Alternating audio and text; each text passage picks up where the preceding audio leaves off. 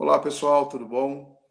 Conforme combinado, hoje numa entrevista especial e num dia fora dos dias normais do programa Continuar, que são todas as terças e sextas, nós resolvemos fazer essa live onde eu convidei o nosso querido amigo Dr. Denis Ferrari para que pudéssemos falar a respeito da quarentena e do isolamento que se faz necessário, como se estivéssemos envolvidos numa guerra, para que a gente possa controlar, né, ou tentar evitar a contaminação do coronavírus.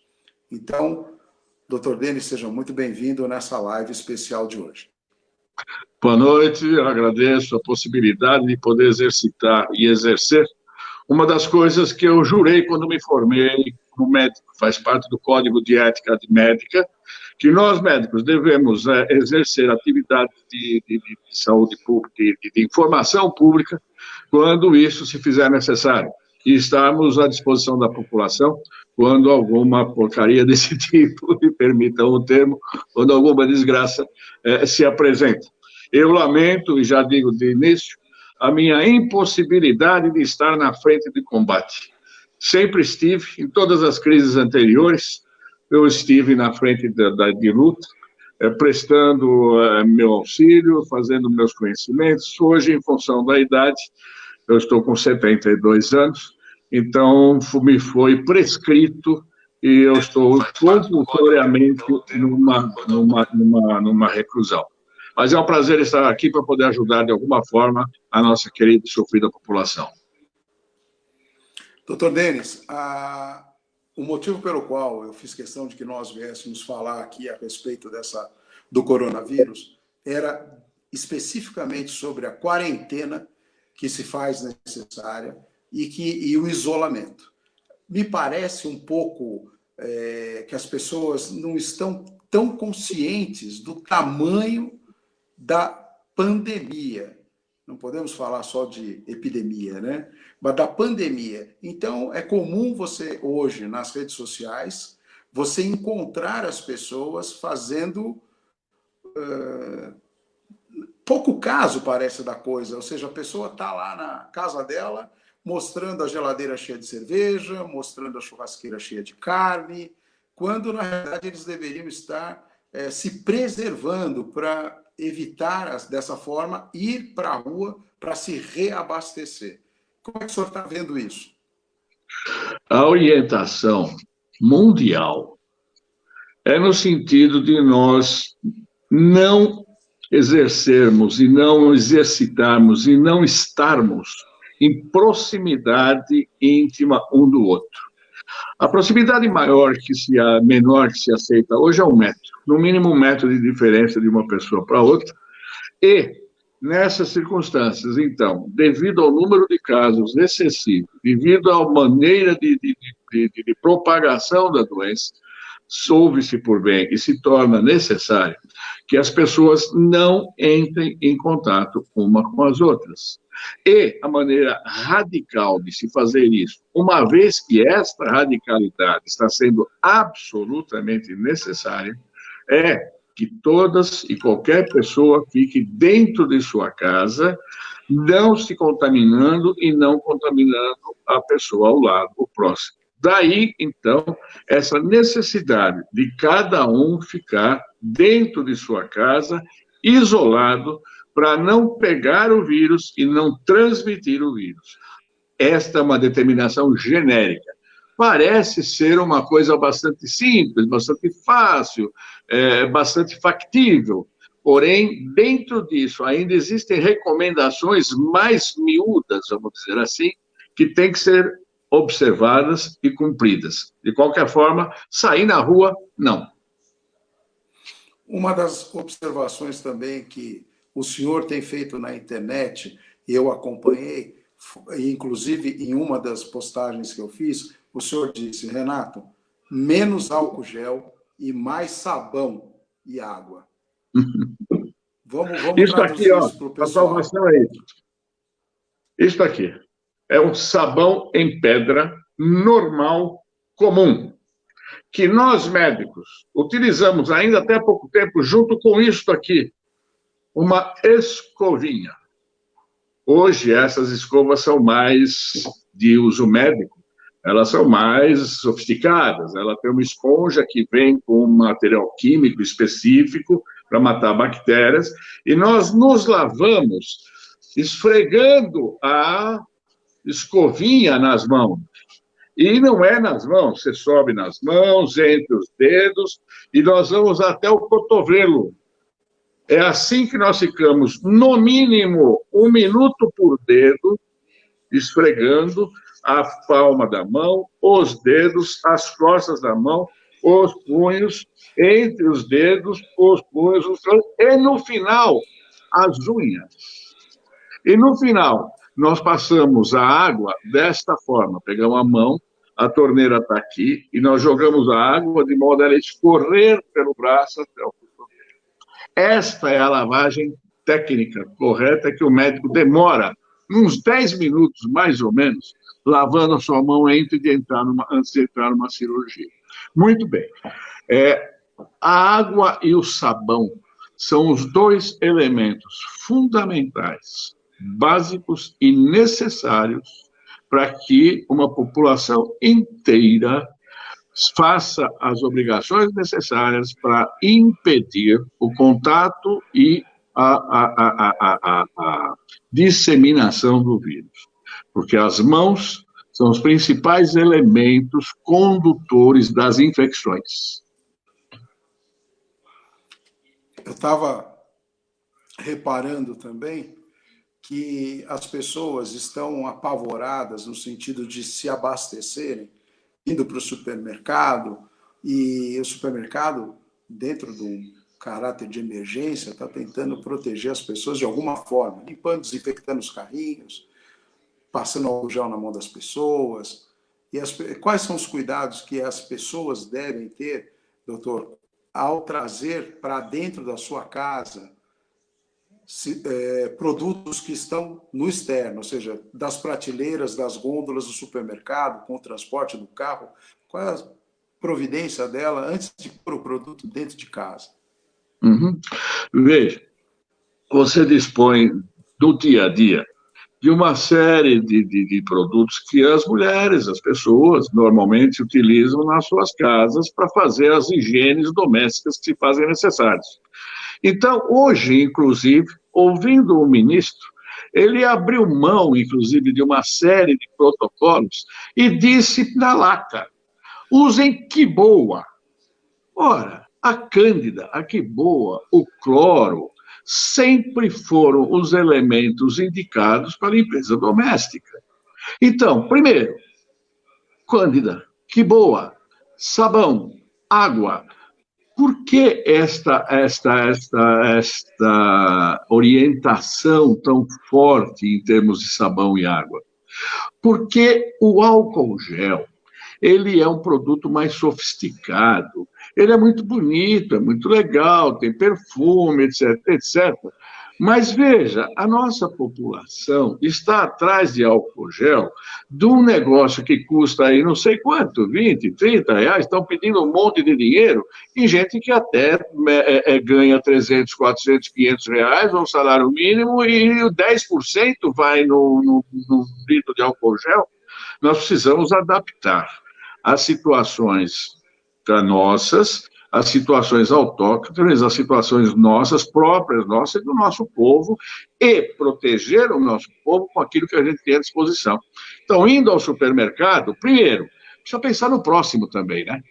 Eu tenho minha garrafa de álcool gel, mas eu preciso deixar que o meu vizinho também tenha álcool gel, porque se não adianta nada, eu levo todas as 50 garrafas de álcool gel que tenha no supermercado, e meu vizinho fica sem nenhuma.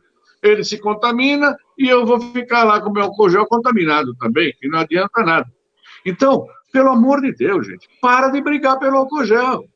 Você tem sites aí mostrando pessoas gritando, brigando, esperneando, soltando gotículas pela boca que podem estar soltando o vírus, enquanto brigam por uma garrafa de álcool gel.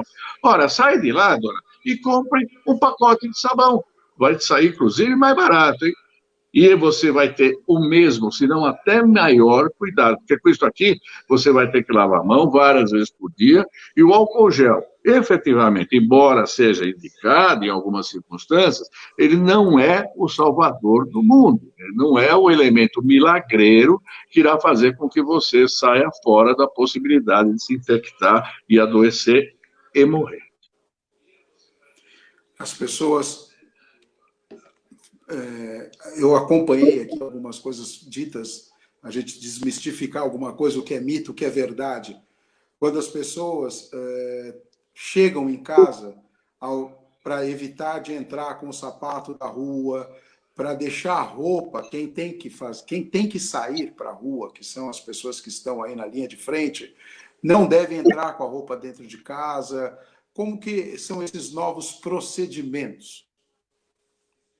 Veja, hoje nós consideramos que o ambiente externo é um ambiente pernicioso, digamos assim. É um ambiente que promove doenças. É um ambiente que se deposita em você, te causando ou dando a possibilidade de causar uma doença, e você carrega esses vírus para o lugar onde você vai. Ora, você sai de um lugar onde existe uma potencial risco de presença de vírus, e vai entrar num outro lugar, você está levando esses vírus em potencial para este outro lugar.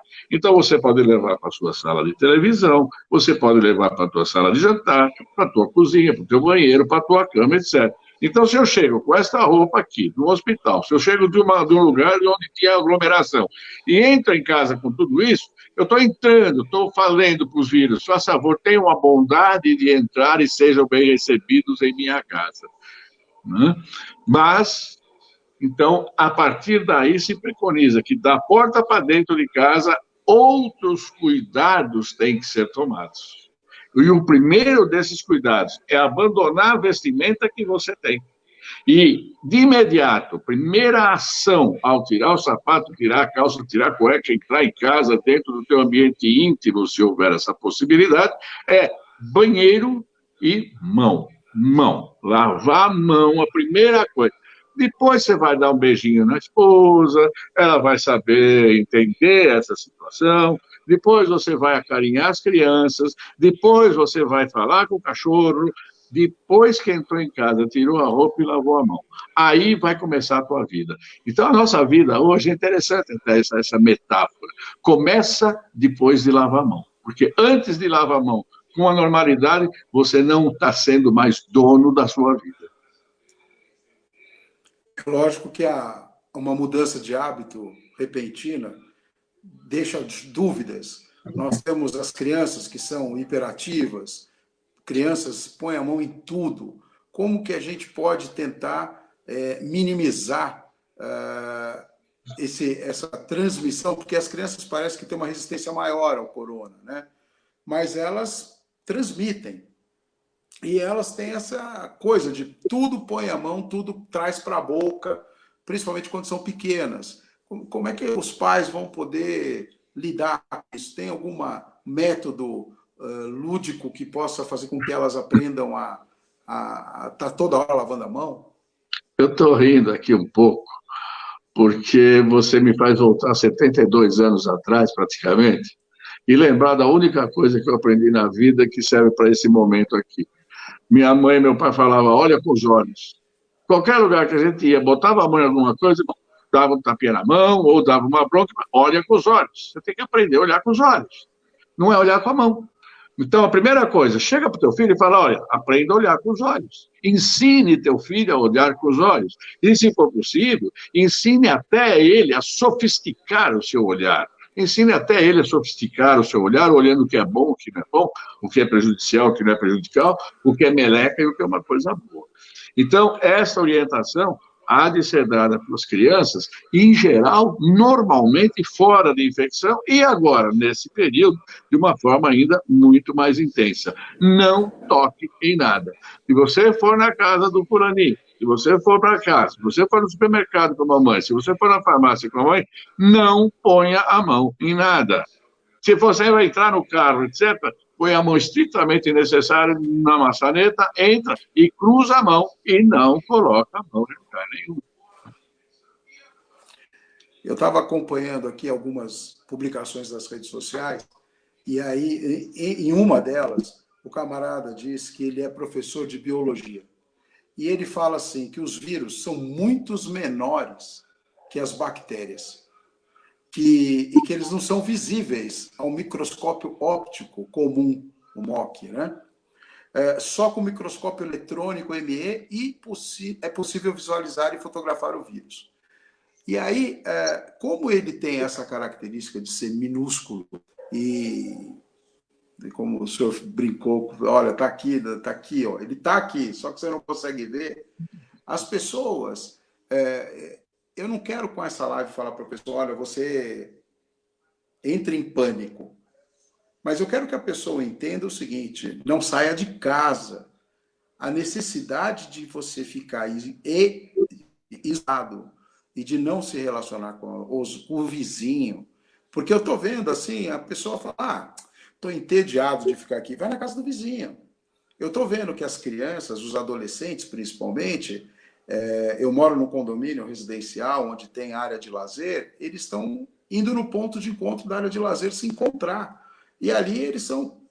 Ou seja, eu me preservo de fazer com que a casa fique totalmente descontaminada, a mãe e o pai, o filho vai lá fora e encontra um amigo.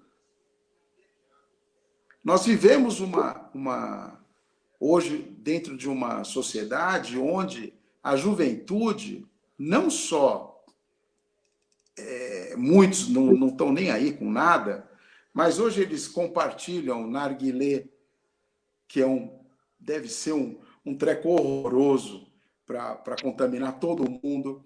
Aí o cara fala, não, só fui ali fumar, né? E voltei. Inclusive, foi bom eu ter falado disso, que a gente pode perguntar para o senhor. Esse negócio de narguilé, esses vaporizadores, que são os cigarros elétricos que eles falam hoje em dia, isso daí, como é que a gente faz para tentar evitar? Porque como é que a gente vai amarrar o filho na cadeira? Vai pôr uma corrente nas pessoas? Eu não sei. Eu queria que o senhor dissesse para eles exatamente o seguinte, o tamanho, que as pessoas estão achando que o trem está vindo de frente, e o trem está vindo de lado. E a hora que ele pegar todo mundo, a hora que nós atingirmos o pico, eu quero que o senhor explique para o público o que é que vai acontecer. Porque... Efetivamente, realmente nós não temos, e o ministro hoje foi bastante claro sobre esse aspecto. Aliás, uma clareza admirável tem tido no trato com essa questão. Mas, enfim, nós não temos como prever o que vai acontecer. As pessoas acreditam que ciência seja número. Então, temos que saber quantos por cento disso, quantos por cento daquilo, o que vai acontecer, etc. Espera um pouquinho. Não existe bola de cristal. E a numerologia se faz com casos passados. Aconteceram tantos casos. Só acontecerá igual se as mesmas circunstâncias, 100% das circunstâncias passadas, se repetirem. Acontece que o que aconteceu no passado, hoje já encontra um momento, um contexto, uma conjuntura diferente. E eu não posso, então, precisar aquilo que aconteceu no passado irá acontecer hoje ou não. Porém, fica a marca histórica. Existe uma história que aconteceu assim, assim, assado, e as pessoas foram contaminadas, e as pessoas morreram, e as pessoas passaram mal, as pessoas ficaram, depois da infecção, com problemas pulmonares graves, mesmo as que se safaram, as que se curaram, ficaram com problemas pulmonares. Então, nós temos evidências, nós temos notícia de que coisas graves aconteceram e poderão voltar a acontecer aqui, lá ou andures. De formas que as lições que nós temos tirado da Itália, dos países que tiveram os surtos maiores e que estão tendo ainda, nos demonstram e nos mostram que nós precisamos ser muito mais zelosos, muito mais cuidadosos do que sempre fomos e do que estamos sendo Haja vista os poucos dias que nós estamos dentro desse regime. Então, isso que você diz é totalmente verdade, e nós precisamos arrumar maneiras, modos, cada um dentro do seu local, para mostrar, ou para pelo menos suscitar o medo nas pessoas. Porque se não houver medo, também ninguém faz nada. Se não houver o medo, eu atravesso a rua a qualquer instante e não olho para os lados. O medo nos faz progredir. Os medos nos fazem tomar providências para que a gente tenha mantido a nossa integridade. É o medo que nos faz vivo, é o medo que nos faz ir ao encontro até antecipado do vírus, para poder impedir que esse vírus chegue até nós. Então, o medo é uma reação humana absolutamente protetora do ser humano. Ocorre que se transforma a palavra medo em pânico. E aí é que está uma jogadinha que a gente precisa entender muito bem. Porque uma reação frente ao medo pode ser uma reação de fuga ou de enfrentamento. Nós estamos propondo atitudes proativas de enfrentamento deste vírus. O pânico é aquilo que nos propicia a atitude de fuga. Ora, eu não quero atitude de fuga, eu preciso de enfrentamento. Ou, se for de fuga, é uma fuga ativa. Não significa que eu esteja correndo do vírus. Não, pelo contrário, eu estou chegando antes do vírus, lavando minha mão e impedindo que o vírus fique aqui. Então, eu cheguei antes do vírus. Eu não estou fugindo do vírus, porque não tem como fugir. Não tem, a população não tem como fugir dessa situação. Então, veja, quando você fala, então, em pânico, nós precisamos aí esmiuçar um pouquinho mais o que é esse sentimento de pânico que as pessoas dizem e dizer que realidade tem dentro desse sentimento. O que faz com que esse sentimento apareça. Então, vem cá, você vai namorar? E como é que você vai beijar? Vai ter certos cuidados. Você vai no baile funk? Você vai no playground do seu condomínio? Deixa eu ver se no condomínio. Então, você vai a um banco sem precisar, você vai a um lugar que você não tem necessidade essencial de ir. Você vai a um parque infantil para gastar energia, inclusive essa reclusão diz respeito a uma recarga de bateria. Diz respeito a você ficar na sua casa, se recompondo nas suas energias para você ter defesas.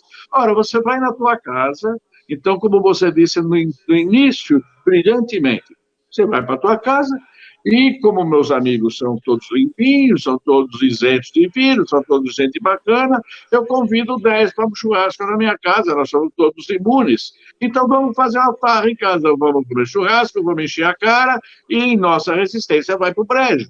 Dentro de casa, o vírus vai entrar por conta de falta de resistência. Então, não é brincadeira, não. Quer dizer, a gente tem que acabar aceitando que esta nossa necessidade de reclusão ou de retraimento é muito, mas muito maior do que a nossa própria imaginação pode conceber.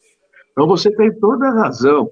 Não é para ficar brincando com nada, é para ficar quieto, é para ficar em casa, escutando uma música, lendo seus livros. Eu estou aqui tocando meu piano, a minha mulher está fazendo os projetos que ela tem um monte de projetos para fazer na arquitetura dela, e nós então vamos fazer o quê? Tem um monte de pasta que eu preciso arrumar documentos, está na hora de eu fazer imposto de renda, se vai ser suspenso ou não, não importa, mas eu vou ter que separar esses documentos, tem lá um jardinzinho que eu possa brincar um pouquinho.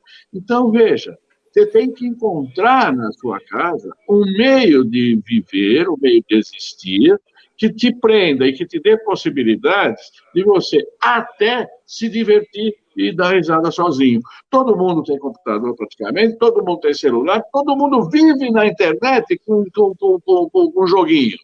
Ué, por que não vai jogar agora? Joga agora. Vai fazer o quê? Doutor, Oi. nós temos eu tenho observado que a mudança dos tempos, né? Antigamente, receber em casa era um prazer muito grande, as casas viviam repletas. anos 90, 2000. Hoje em dia, as pessoas se reúnem assim, vamos nos encontrar onde? Então, é sempre num restaurante, fora, ninguém mais quer receber. Só que agora, devido ao isolamento, as pessoas, de novo, querem se ter contato, querem se aproximar. E eu acho que agora que a pessoa tem que exercer essa vontade que ela tinha de se isolar, de ficar na casa dela e não receber ninguém. Então, não receba ninguém, não receba nem seu pai, nem sua mãe, principalmente. E eu queria aproveitar aqui, que as pessoas estão interagindo com a gente, fazendo perguntas. Tem gente preocupada com relação aos animais domésticos, porque tem gente abandonando cães e gatos. Tem essa necessidade, os animais contaminam mais, tem que fazer o isolamento do animal para ir num cantinho, evitar de passar na rua? Olha, nós temos uma situação extremamente dramática para o ser humano. São milhões de pessoas que esperam que sejam infectadas. São milhões de pessoas que podem morrer, pode-se falar em milhões. Então, o que está sendo preconizado e o que está sendo dito é: todo cuidado é pouco. O velho e temeroso ditado. Todo cuidado é pouco. Eu não tenho informações de transmissão desta virose por via animal. A transmissão dela é feita por via respiratória, preferentemente, gotículas e mãos. Naturalmente, se eu falo que a minha mão pode infectar a minha mulher, que a minha mão pode levar vírus para a minha criança, eu automaticamente estou dizendo: a minha mão pode levar vírus para o papagaio, para a arara, para o coelho, para o cachorro, para o gato, etc. Se esse gato, se esse cachorro irá desenvolver uma virose ou não, eu não sei dizer. Seria melhor a gente até consultar, se algum veterinário estiver nos ouvindo agora e puder dar sua contribuição, seria interessante. Agora, o que eu digo é o seguinte... Algumas pessoas apareceram na internet e falaram que o animal não transporta, não causa a transferência do vírus, né? O animal, ele pode até receber, mas ele não é transmissor. Nós é que podemos contaminar ele, mas ele não contamina ninguém, assim como as crianças. Então, a gente fica... É a dúvida que as pessoas têm. Inclusive, produção, tem mais pergunta aí para a gente poder esclarecer o pessoal aqui? Ó, a Maria, que é enfermeira, está dizendo: doutor, tenho recebido muitas perguntas sobre isolamento do paciente positivo para a Covid-19 na própria residência. Fale um pouco mais sobre isso. O site do Ministério da Saúde tem uma animação extremamente didática sobre essa questão. E é aquilo que eu estava dizendo. Até você chegar em casa e dar o primeiro passo é uma coisa.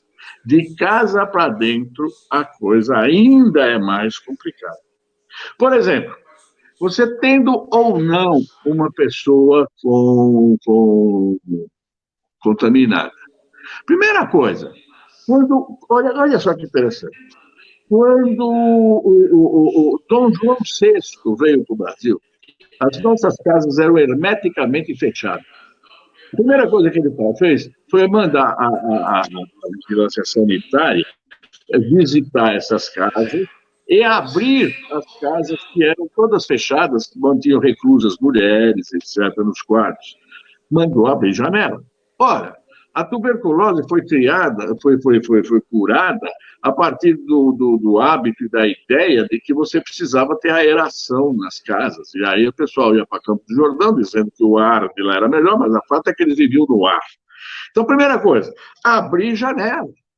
As casas têm que ter janela aberta e a porta, depois da entrada, fechada. Você entrou numa situação, numa casa. Agora nós começamos a ter as coisas finas e mais complicadas.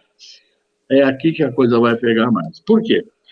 Porque você vai ficar ali 14 dias dentro de casa se tiver algum infectado em quarentena absoluta. E todos juntos nesse período. E aí você vai ter que limpar a maçaneta, né, de onde você põe a mão. Você vai ter que limpar a torneira de onde você põe a mão. Você vai ter que separar o lixo de quem está infectado ou não. O banheiro vai ter que ser desinfetado de outra forma. O banheiro vai ter que ser muito mais desinfetado com cândida, etc, etc. Então, vai ter que ser desinfetado. A toalha de rosto, toalha de banho, de cada pessoa vai ter que estar isoladinha e vai ter que ser bem lavada e muito bem passada. Né? Água e sabão, sempre à disposição em cada lugar. Vão ter que dormir em camas e quartos separados. E aí vai abrir uma chance para você fazer uma excelente pergunta daqui a pouquinho. Né? Então, vai dormir em quartos separados, longe do paciente. Mas, doutor, uma observação. Quando nós falamos de dormir separado, por exemplo, você está isolado na sua casa com a sua esposa. Eu estou isolado com a minha esposa. Não estamos recebendo ninguém. Ou seja, nós estamos usando louça, nós estamos usando copo, estamos usando panela, nós estamos usando toalha, por mais que resguardados possíveis. O dormir junto, nós podemos nos contaminar? Se um tiver contaminado, sim. Então, aqui nós estamos já entrando no campo das orientações para quando existe um suspeito. Por enquanto você não é suspeito e sua mulher não é suspeita, eu não sou suspeito, eu não é suspeito. Nós estamos lá, belo, formoso, dando chute um no outro de noite, né? Quando dá para fazer uma colherinha, faz a colherinha. Quando não dá, você dá o chute. E então, dormindo juntos, você, tranquilo, etc. Agora, na medida que um aparece como suspeito, a coisa muda de figura, e muda muito de figura, né? A ponto de sofá, cadeira, não poder ser compartilhado. E essas noções e essas coisas aqui, a enfermeira perguntou, e ela deve estar ávida por saber disso, porque ela entra e sai de contato com as pessoas doentes e vai para casa, para ela tomar os próprios cuidados dela domiciliares. E aqui, então, nós temos no próprio site, e esse site é o saude.gov.br/coronavírus. Saúde.gov.br/coronavírus.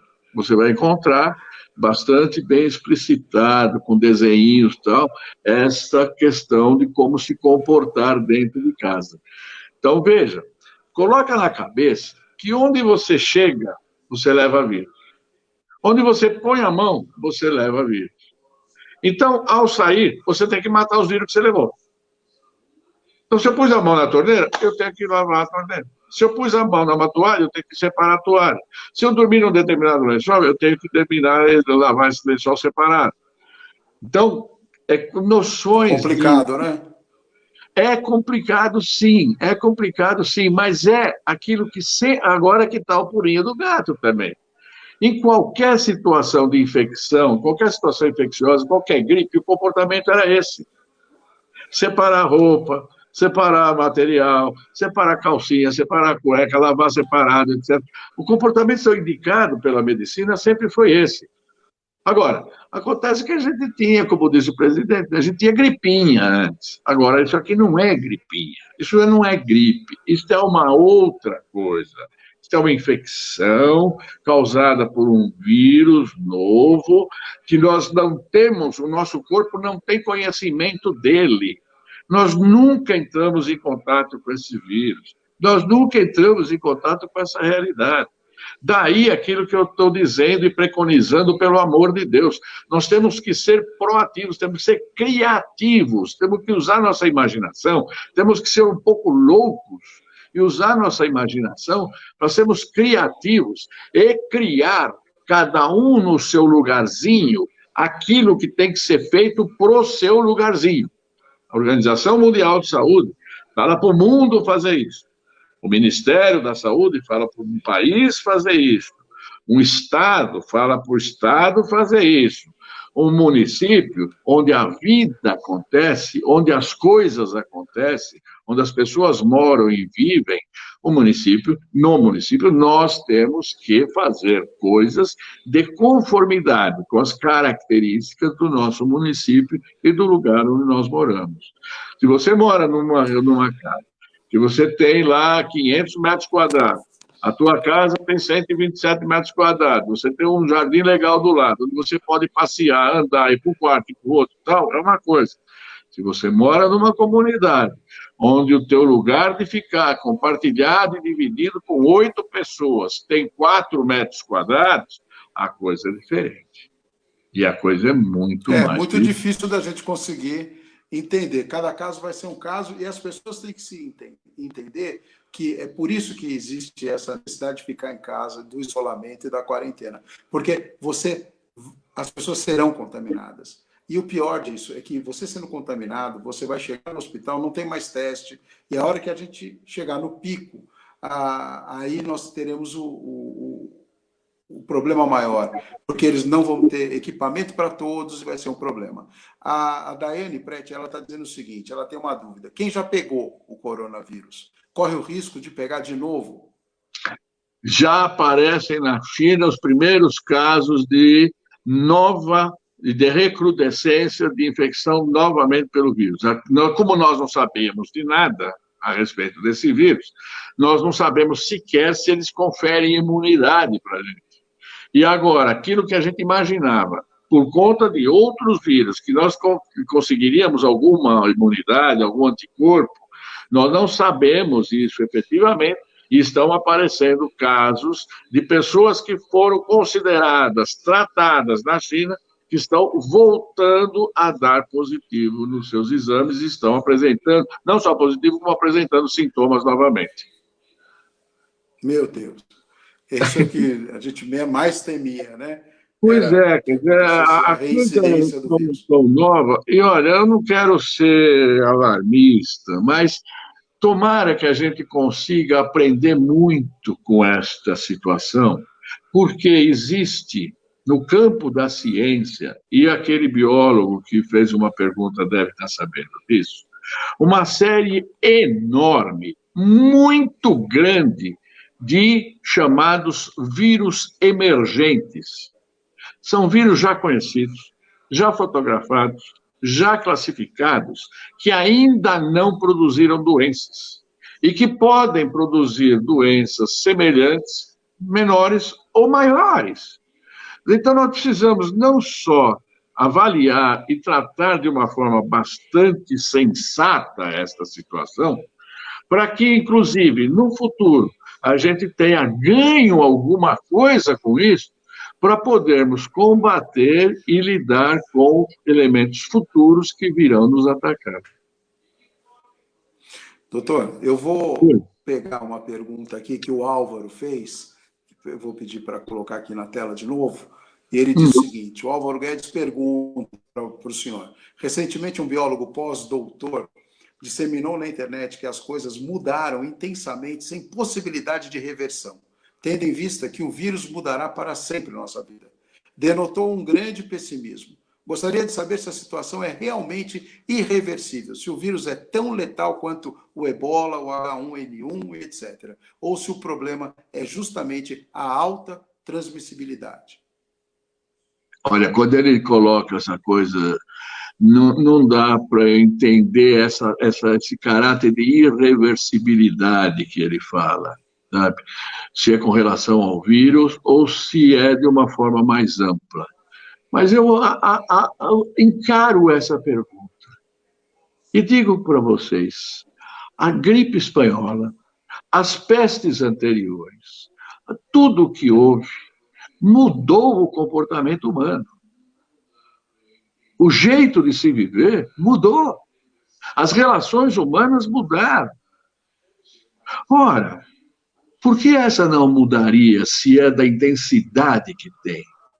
Então, eu estou com o Álvaro, de certa forma, pensando numa nova modalidade de existência, de um novo jeito de existir. Por exemplo, não tem dinheiro hoje no mundo que seja calculável para quanto vai custar essa infecção. Sim, o mundo vai mudar completamente. Eu não tinha escutado em doação de trilhões para a saúde, meu Deus do céu. Quando que se ouviu falar isso? Logo a saúde, que sempre veio migalha. Não, agora se fala em bilhões, em trilhões, em fábricas doando e não sei o que, não sei o que lá, não sei o que lá. Olha, nós sabemos que o nosso sistema econômico é um sistema que já estava bastante deturpado e bastante deteriorado, criando situações no mundo de populações ricas e pobres, e situações no mundo de domínios e subalternos, criados pelas relações da economia, ditados pelo dinheiro. E eu até diria para você, eu sou dos favoráveis a que toda essa relação econômica, toda essa teoria econômica, toda essa base econômica da vida se desfaça e surja um modelo de viver mais humano no sentido de uma boa convivência humana, uma convivência onde humanos realmente gostem de humanos e ajudem humanos a viver na base da troca, do toma lá, dá cá, eu tenho isso para você, você tem isso para mim, nós vamos acertar a nossa vida aqui, sem precisar interagir, sem precisar intermediação do dinheiro. Porque, na verdade, aliás, uma brincadeira que eu fiz hoje, tá, mas eu ainda não escutei os bancos se pronunciarem de uma forma bastante clara e bastante benevolente, eu até diria, com relação aos seus cotistas, aos seus clientes, que são todos no mundo, enfim. Então, existe sim a possibilidade de uma catástrofe, e essa catástrofe poderia ser um meteoro que viesse para cá, poderia ser um ET que viesse aqui para a nossa Terra, poderia ser qualquer coisa. Vem um vírus para mudar uma civilização. Civilização esta que já estava em franco declínio. Nós estamos no declínio de uma civilização.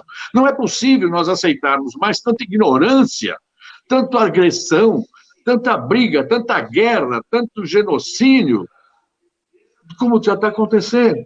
Então, é fim, sim, de uma civilização. E tomara que seja fim de uma civilização que tenha feito do ser humano um elemento deletério, um elemento ruim, um elemento rude, um elemento mau, um elemento briguento, um elemento sim, onde apenas a vitória a qualquer custo e o enriquecimento a qualquer custo é o que é benéfico.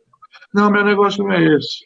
Meu negócio é esperar que surja uma civilização mais condescendente, uma civilização mais humilde, que saiba reconhecer que um vírusinho, que é uma porcaria do bichinho, que aqui no meio do meu dedo tem 1 bilhão e não sei quantos deles que a gente não enxerga, são muito mais inteligentes que nós e são capazes de fazer de nós umas baratinhas tontas aí que não sabem como andar. Doutor, o Álvaro Guedes, ele diz o seguinte: a irreversibilidade que ele falava da pergunta dele, que ele se referia, era referente ao vírus.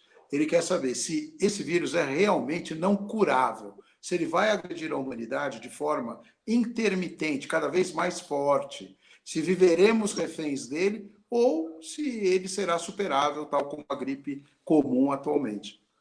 Considerando todas as outras relações entre homem, ser humano e bactérias e vírus, há de se esperar que aconteça um equilíbrio e que então ele possa ser uma coisa que afete algumas pessoas, não afete outras, dentro de uma certa porcentagem e em certas condições.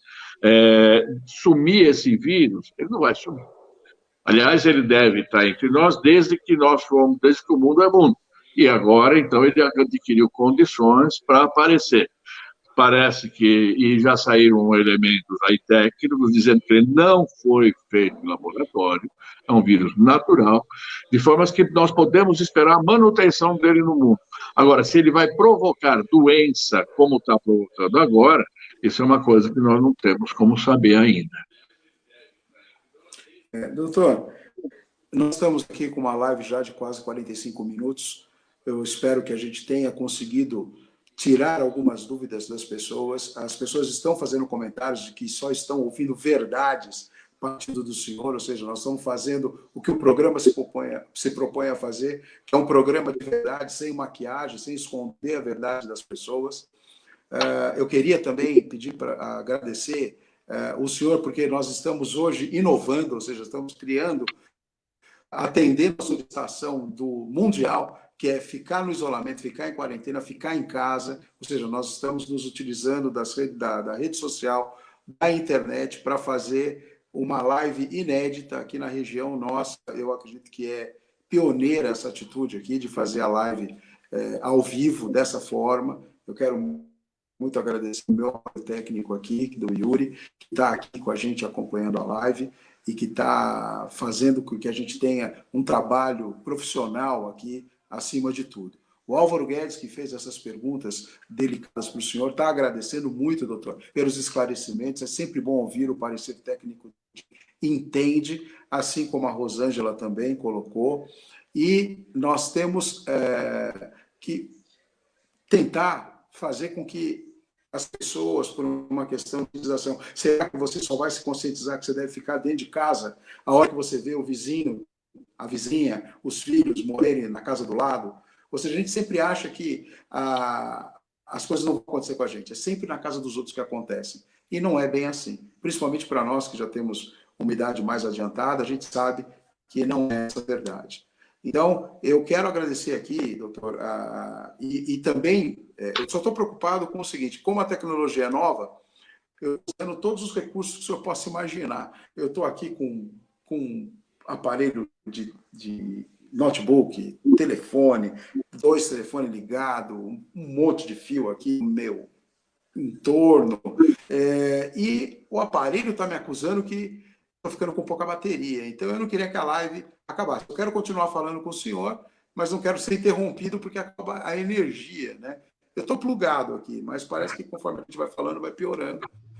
Passa, mas se o senhor estiver de acordo, a gente continua aqui, até a hora que der. Fique à vontade. Para mim Maria Camargo, a é Maria Camargo está gratificante. perguntando assim: Hum. doutor, quem ficar em casa, somente em casa, não precisa estar se limpando o tempo todo?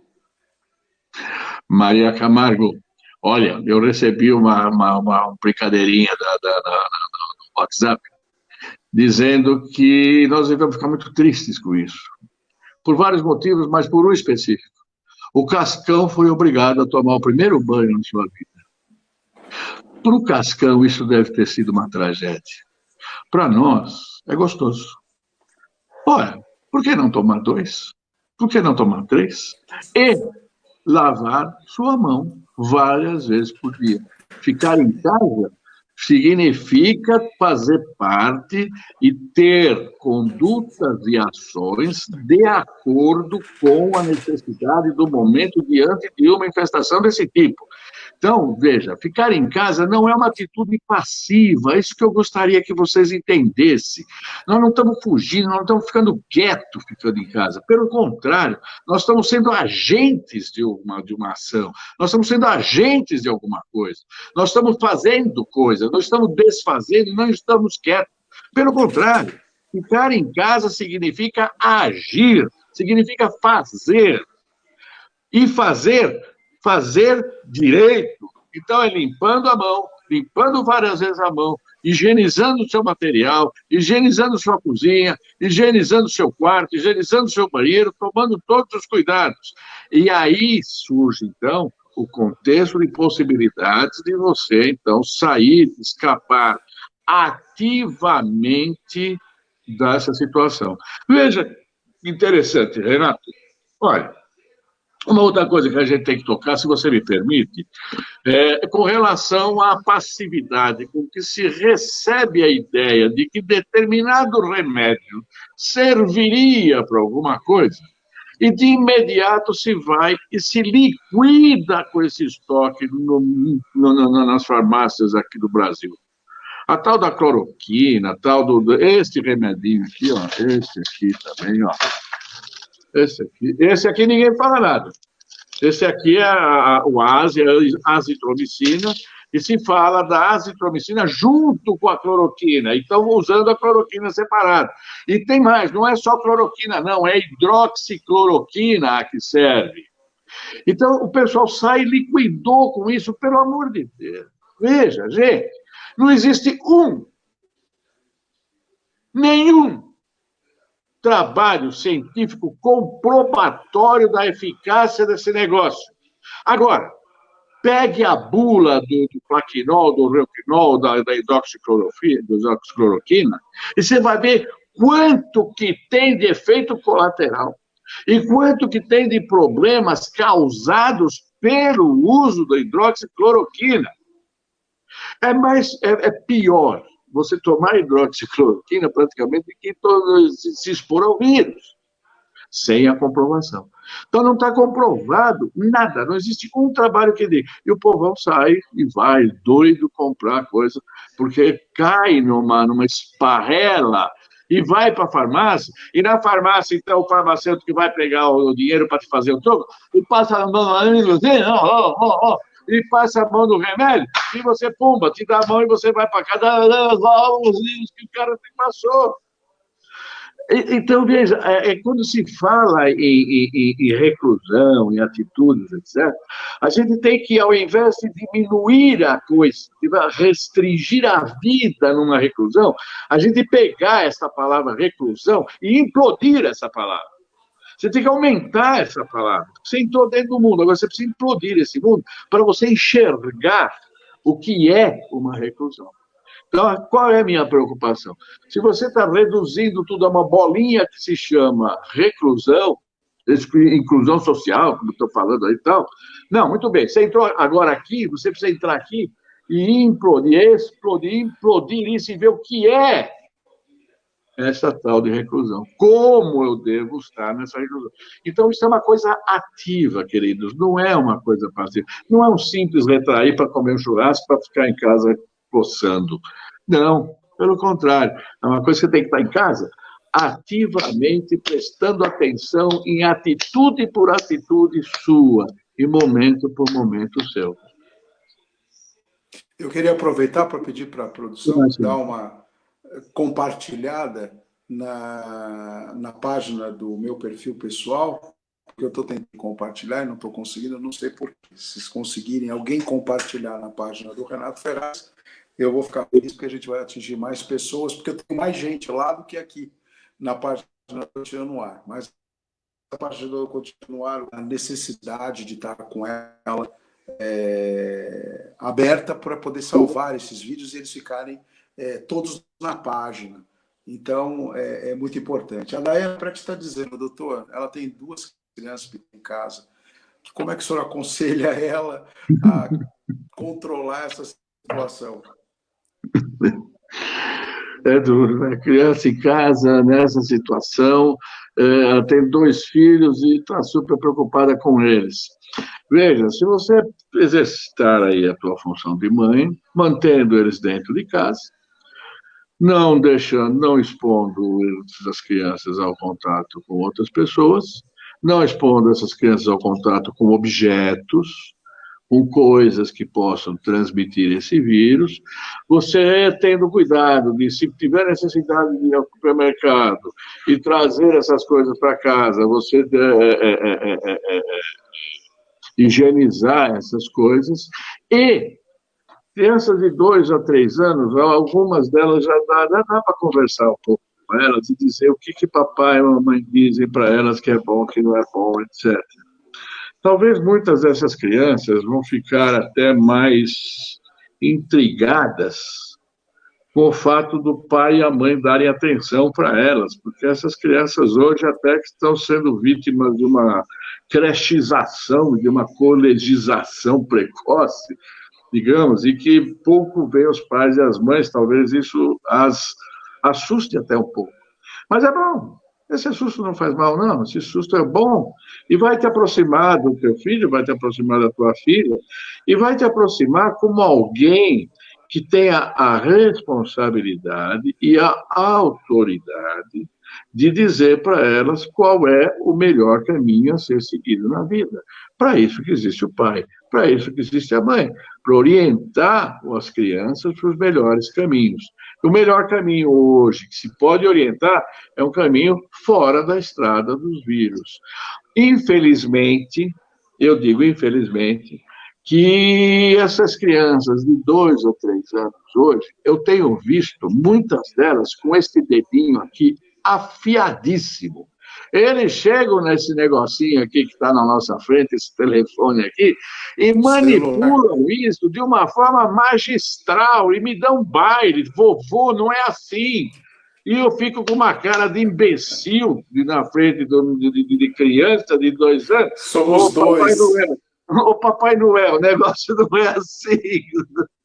Muito bem. Eles estão dando aula de internet, eles vão fuçar na internet lá e vão achar coisas referentes aos vírus, etc. Então, procure, veja na internet lá onde tem coisas referentes. Está cheio de desenho falando a respeito disso aí.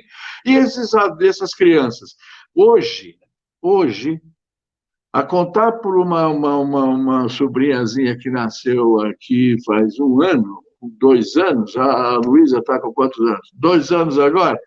Ela está dando banho na gente, está dando banho de atividade, de atitude, etc. E talvez hoje essa questão, como por ser uma questão mais moderna, digamos assim, talvez eles metabolizem, talvez eles entendam mais disso, sejam capazes de entender disso mais do que a gente. Então, eu também não me surpreenderia se alguma criança desse algum conselho bastante interessante para os pais e para uma pai ou para uma mãe.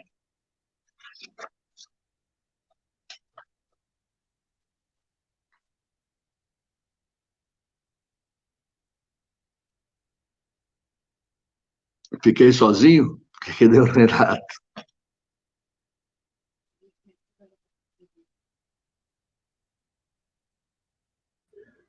Doutor, o senhor está me escutando? Estou. Agora sim.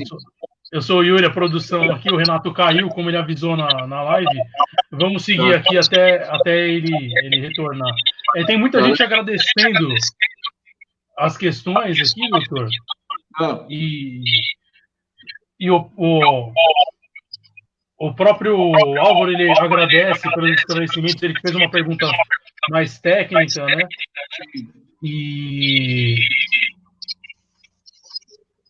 Tá me escutando, doutor? Fica à vontade, pode ficar à vontade, Yuri. Pode conduzir aí, tranquilo. Além da questão das crianças, os idosos, quais são os cuidados que se tem que tomar com os idosos? Tem que se tomar cuidado dobrado, né, que eles falam, doutor. Como é que faz? Você sabe, Yuri, eu acho que não é dobrado, não. Tem que ser exponencial a ele. Sabe, é um cuidado máximo com os idosos. A partir dos 60 anos, você tem uma determinada curva de infectabilidade, vamos chamar assim. A partir de 70, outra. A partir de 80, a coisa pega muito forte, muito bravo. Tanto que, se você for ver as primeiras estatísticas do estado de São Paulo, os primeiros que morreram, foram todas pessoas já de 80 anos para cima. Teve um com 40 e pouco, que foi infectado fora e tem lá suas histórias lá com ele. Mas com os idosos, o cuidado é muito maior. Eu tenho um exemplo pessoal. Eu tenho meus sogros, 92 e 93 anos, eles moram fora, moram numa praia no litoral norte aqui de São Paulo, e estavam comentando que, a princípio, essa praia estava cheia de banhistas. Na semana passada, domingo passado, estava estourando a praia de gente. E já tinha sido dada notícia da periculosidade da coisa. E era neguinho bebendo, era neguinho comendo, era gente passando para cá, para lá, era gente tomando sol, era gente se expondo a ter suas defesas rarefeitas e diminuídas. Então, na época, hoje, aquela praia já não está mais frequentada, porém, existe ainda gente que insiste em querer dar uma nadadinha ou querer dar um passeio na praia. E a prefeitura daquela região colocou vigilantes na praia e o vigilante chegou perto de uma dessas pessoas e educadamente pediu que ela se retirasse de lá, porque ali não era o lugar dela ficar. Muito bem. Esse casal de idosos, por exemplo, você pode ter um casal de idosos numa praia e a filha ou o filho vão lá para ajudar o casal de idoso e resolve dar a volta na praia e traz o vírus para o idoso dentro de casa. Acabou a brincadeira. Acabou a brincadeira. Certo. O idoso, o cuidado tem que ser extremado. Não pode abrir mão de nada. Essa atividade que eu falei para vocês, dessa reclusão ativa, ela tem que ser de uma forma muito mais intensificada. Não é para sair e não é para sair mesmo. Agora, tem gente aqui que está me ouvindo e seguramente vai dizer: eu passei outro dia, eu mesmo, tá? Passei outro dia aqui pelo Parque São Jorge, tá? Tem lá um barzinho frequentado por pessoas e tinha lá meia de senhores, respeitáveis senhores, provavelmente aposentados, né, talvez, que estavam lá cervejando e batendo papo, estatelados nas cadeiras, etc. E eu até brinquei: ô, Baiana, vai para casa, que ainda não vai. E aí tomei uma vaia enorme e tal. Mas fiz o meu papel. Não é para fazer, não é para ficar. E se criança é duro de torear, rapaz, o idoso é complicado. O idoso é complicado. Mas há de se chegar numa situação de se fazer entender que esse idoso não pode vacilar. E tem também a questão das famílias, né, doutor? As famílias não levem os netos para visitarem os avós, porque as estatísticas mostram que os idosos são os mais atingidos, né? São os mais atingidos. Então, a máxima continua sendo de, primeiro, evitar o contato. Quer dizer, não levo nada para o meu pai e para a minha mãe, que cada coisa que eu possa levar para ele, inclusive os netos dele, inclusive meus filhos, podem ser agentes transmissores de um vírus de alta periculosidade. Então, qual que é, em regra geral, a ideia? Não posso colocar um idoso em contato nenhum com essa situação. Motivo pelo qual eu estou em casa. Senão eu também não estava aqui, não. Eu gosto da minha casa, mas se você soubesse o que eu gosto de sair por aí, do que eu gosto de ir para restaurante, do que eu gosto de estar na casa dos amigos, do que eu gosto de bater papo, tem um jeito que eu falo para burro, né? Que eu gosto de bater papo. Então, para mim, não é fácil. Também não é fácil. Para ninguém é fácil. Mas aí nós temos que arrumar um jeito de aproveitar aquilo que você conseguiu na vida, o que você tem na vida, o que você tem de hobby, o que você tem de possibilidade, para, neste momento, você então, poder exercer e exercitar essas duas coisas. E o Renato parece que voltou a aparecer aí. Olha ele aí.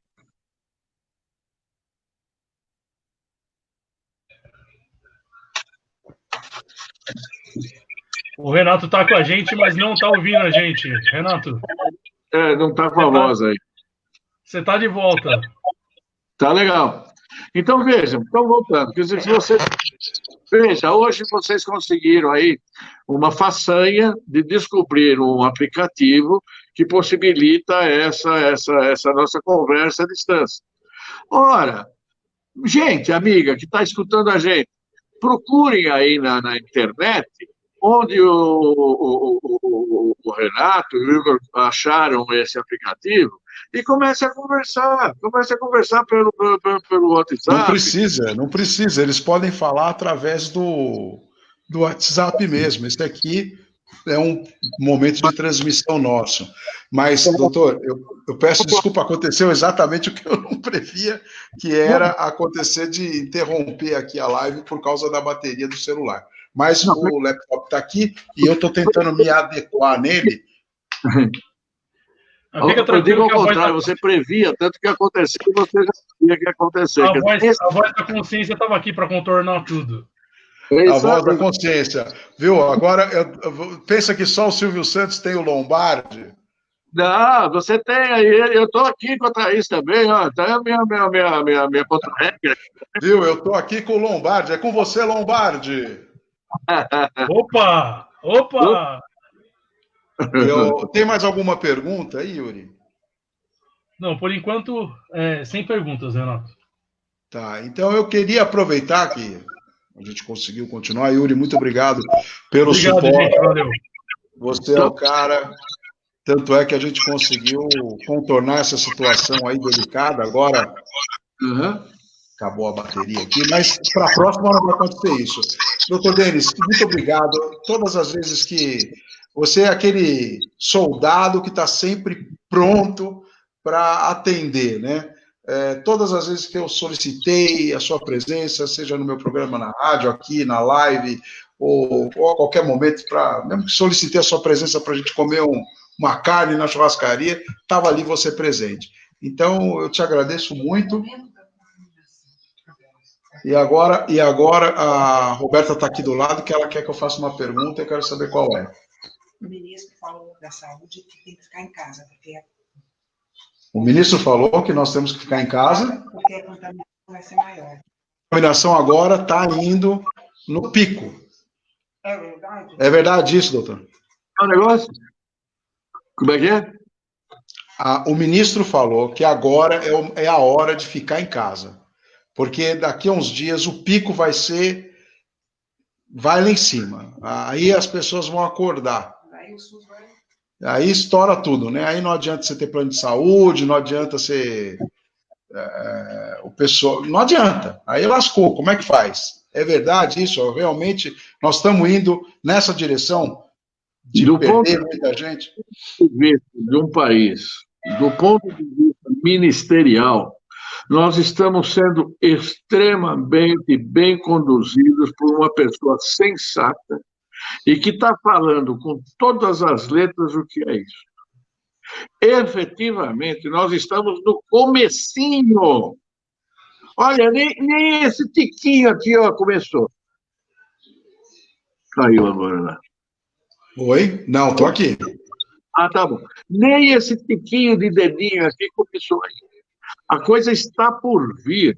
Nós temos 2 casos, 4 casos, 8 casos, 16 casos, 64 casos, 128 casos, e aí vai em progressão, até a hora que, como chegou na Itália, de um dia para o outro dobra, do outro dia para o outro quadruplica, e chega a 600 mortes, 800 mortes por dia, e a coisa é em progressão maluca. Não sei, não tem o termo para dizer que é progressão geométrica, exponencial, integral, é progressão maluca. É uma progressão que talvez nem a matemática saiba dizer que tipo de projeção, de progressão é essa. Muito bem. Então, nós estamos, sim, no comecinho. E o nosso governo federal teve aí a felicidade de ter um médico, de ter um ministro à sua frente, capaz e sensível de perceber essa situação e de transmitir o recado de forma correta. E, agora, nós precisamos ter os governos estaduais e os governos municipais seguindo as orientações e aquilo que eu digo sempre, colocando em prática conhecimentos e ações de ordem local. Veja, se no Rio de Janeiro, por exemplo, você se baseia no tratamento da infecção lá no Rio de Janeiro, o que aconteceu em São Paulo, você vai ter 2 realidades extremamente diferentes uma da outra. Se você vai colocar isso na Paraíba, você vai ter uma noção totalmente diferente. Se você coloca isso, o morro do Rio de Janeiro, em comparação com o morro da cidade de São Paulo, que é em Santana, que é o ponto mais alto de São Paulo, aliás, é na rua Cerro Corá, no Alto de Pinheiros, o Morro do Rio está na mesma altura de que está o Morro da Serra Coral em São Paulo, só que a densidade demográfica daquele morro do Rio de Janeiro é absolutamente maior do que aquela densidade demográfica de São Paulo, do que Alto de Pinheiros. Consequentemente, a contaminação vai fazer com que muitos mais venham a falecer lá. Então, você vai ter, num barraco de 8 pessoas, respirando um em cima do outro, uma possibilidade de contaminação monstruosa. Se o senhor ver aqui no gráfico nosso, está aqui ó, na nossa tela, coronavírus, 1.546 casos, 25 mortes. E isso é a ponta, é o início. O início.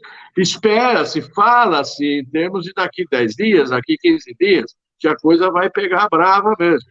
Então, nós temos que ficar quieto aqui agora, esperando 15 dias para ver como que nós vamos nos portar. Porque nós temos aqui no compasso agora inicial de um tratamento de uma situação. E aí nós temos que criar... Olha, eu estou pensando uma coisa aqui. Nós temos, nesse período, que criar condição criar condições para nós vivermos em casa. Se você não tem essa condição, você tem 10 dias para arrumar um jeito de viver na tua casa.